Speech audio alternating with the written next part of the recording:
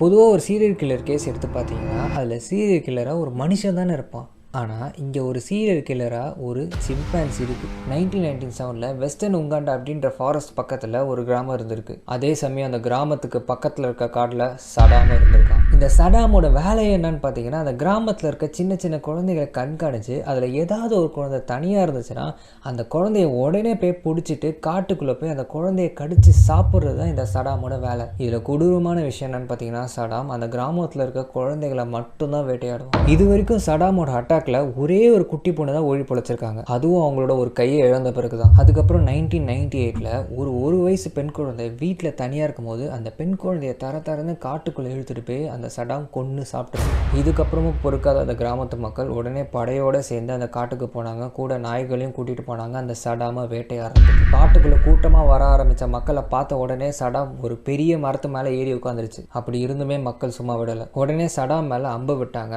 அம்பு பட்ட உடனே சடாம் மரத்துல கீழே விழுந்துருச்சு. அம்பால அடிபட்டோம். அவ்வளோ உயரமான மரத்துல இருந்து கீழே விழுந்தோம். சடாமுக்கு ஒண்ணுமே ஆகலை. அப்படியும் சடாம் எழுந்து ஓடி தப்பிக்க நினைச்சது. ஆனால் மக்கள் சடாமை ஓட விடலை. சடாம் மேலே அடித்த 2வது அடி மரண அடியாக இருக்கும்.